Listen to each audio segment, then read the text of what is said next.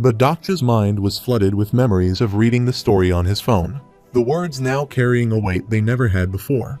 Their swords clashed with a deafening clang, sparks flying in all directions. He refused to let Young-hyuk do this, insisting that this wasn't the ending he wanted, not for himself, and not for either of them. His determination was palpable, his words cutting as deeply as his blade. The fight became more than a physical battle. It was a clash of ideologies, of fates intertwined. As their swords locked again, Dokja's thoughts rose above the chaos. He questioned who would read a story if it didn't have a protagonist. His resolve was unshakable as he reminded Young-hyuk that he owed him, that Young-hyuk had saved him once, and now it was his turn to return the favor. Young-hyuk scoffed, disbelief etched across his face. He dismissed the plan as ridiculous, but before he could strike again, Dokja dove toward him, forcing him to the ground. With a resolute command, Dokja deactivated miniaturization. His body, once shrunken, expanded back to its original size, his presence towering and formidable. Another notification flashed ominously on the screen. The system warned that his physical traits differed greatly from his current character and that his body would be engulfed if he continued with electrification. The words echoed in his mind, but Dokja didn't falter. The power coursing through him felt overwhelming, threatening to consume him, yet it fueled his next move. With all his strength, Dokja delivered a devastating slash to Young-hyuk. The force of the attack sent Young-hyuk hurtling into a wall, the impact shattering the stone. Blood spilled from Young-hyuk's lips as he struggled to rise, his breath ragged. He understood the truth of what had just occurred. Electrification could only be used safely in a miniaturized state. Yet, by deactivating miniaturization mid-combat, Dokja had amplified its power within his full-sized body, wielding it with devastating effect. But this technique came at a cost. The state left its user teetering on the brink of death. As the dust settled, a single crystal fell from Young-hyuk's chest, landing on the ground with a soft plop. Both men remained motionless, their bodies battered and their spirits tested, the weight of their choices hanging heavy in the air. Gilyong takes the crystal in his hands and Dokja orders him to give it to him. Gilyong squirms and tells him he has heard everything, and as he is about to complete what he was saying, Suyeon shouts and asks him to get away from Dokja, and Dokja apologizes to him and snatches the crystal from him. The notification tells that the personal skill, bookmark, will be forcibly deactivated. Dokja screams and a great amount of power starts coming in him. The notification shows that the constellations of the Nebula Veda grin with anticipation. Dokja knows this is the moment everyone has been waiting for. Blue tabs show he has met the requirements for becoming the 73rd Demon King, and the Grand Jewel is impressed with his potential. Dokja has obtained a new main scenario now. His mission is to massacre all living beings on the 3rd floor of the Dark Castle, if he chooses the path of being a Demon King, and if refuses, then he will be permanently expelled. Everyone runs to stop him. But Dokja has decided he will become the Demon King now. The crystal called Grand Jewel has chosen him as its candidate, and a great amount of wind comes. Dokja has been selected as the new Demon King, and has been granted a new story now. Everyone feels him becoming the new Demon King. The star stream will announce his prefix, and he has been announced as a fabled constellation. His stigma has been unlocked, and a powerful mana stains his constellation, and he has become a fallen constellation. The wind starts to clear up and Dokja's face starts to show up. He knows the star stream calls the Demon King as a fallen constellation. Everyone, including many constellations, are shocked by his decision. The constellations of the pure good alignment are showing their hospitality to him. Dokja's face now has bright red eyes and dark mana energy flowing through his body. He has great, imposing horns curling from his head and enormous black wings spreading wide from his back, their ends curving like the sharp beaks of predatory birds. The darkness surrounding him pulses with an unholy energy, creating an atmosphere that feels both suffocating and awe-inspiring. The notification system flickers before everyone is present, displaying ominously that the main scenario of the 73rd Dark King will now begin. Each word hangs in the air like a final toll of an iron bell.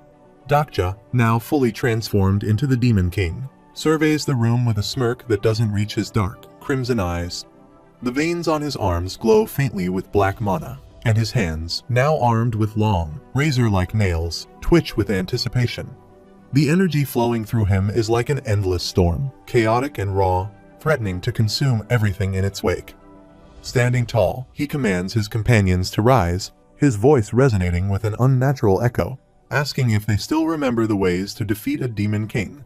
His smile deepens as he leans forward, his gaze cutting through them. He tells them to start the scenario. For a moment, his peers remain frozen in shock, their disbelief painted vividly across their faces.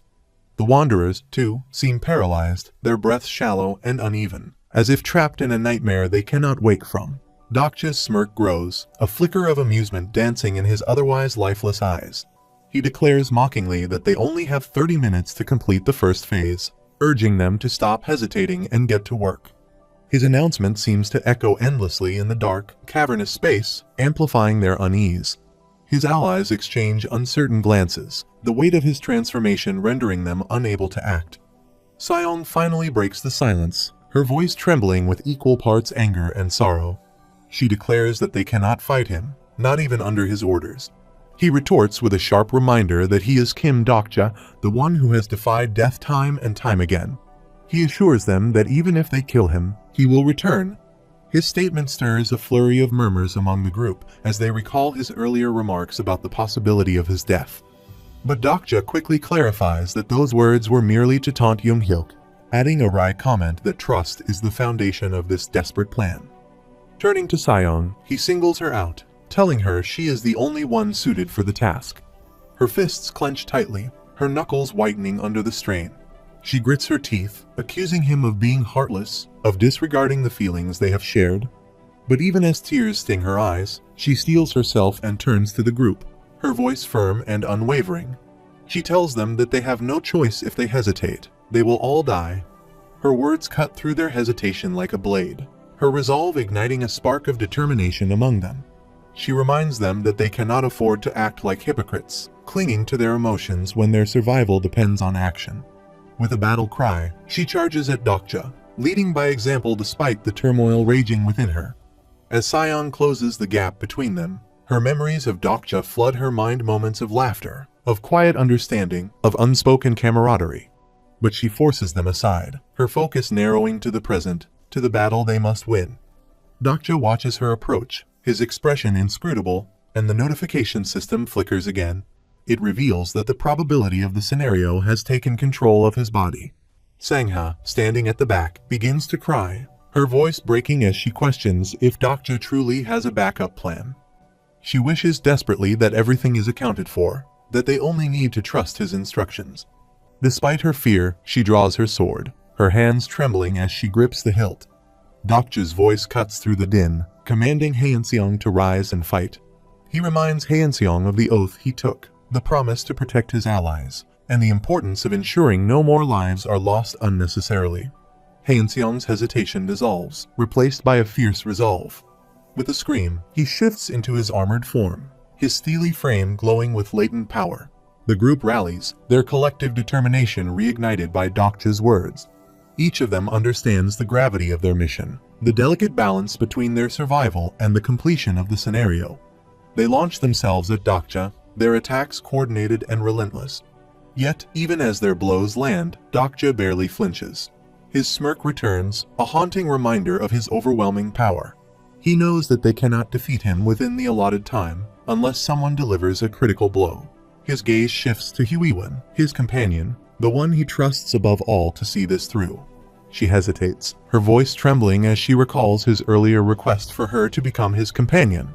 She protests, saying that companions shouldn't be forced to kill each other to survive. Dokja counters with urgency, urging her to act before it's too late. He tells her that the second phase is imminent and summons a red fireball infused with mana energy in his hand. The heat radiating from it is palpable, forcing the others to shield their faces as the intensity grows. Huiwen steels herself, her mind clouded with emotion as she prepares to strike. As she charges at Dokja, she activates her skill, Time of Judgment. The notification system flashes, detailing the activation process. Yet, to her dismay, one constellation objects, canceling the skill. Huiwen falters, unable to understand why her power has been negated. Dokja looks skyward, his expression grim as he pleads with the demonic judge of fire to reconsider. His voice cracks with emotion as he reminds them of the cost of inaction. After a tense moment, the constellation relents, and Huiwen's skill is reactivated. Her sword ignites with flames, its brilliance cutting through the darkness as she channels her full strength into her attack. The ensuing clash is catastrophic. Flames erupt in every direction, consuming the dark castle in a fiery blaze. Huiwen's sword slashes deeply across Dokja's chest, leaving a gaping wound that oozes dark energy. He grits his teeth, the pain threatening to overwhelm him, but the protective barrier of the fourth wall keeps him conscious.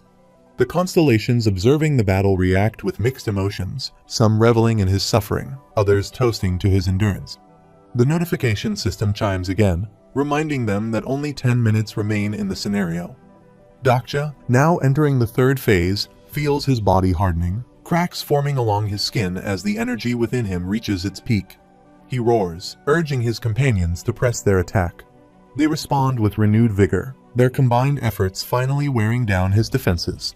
Yuseung, overwhelmed by the intensity of the battle, cries out in desperation. Her constellation, a nameless entity, observes her with a heavy heart. She forces herself to her feet, her fiery eyes blazing with determination. Beside her, Gilyoung roars, summoning his strength to support her. Together, they unleash a devastating attack, a dragon spewing purple flames that sear through Dokja's hardened form.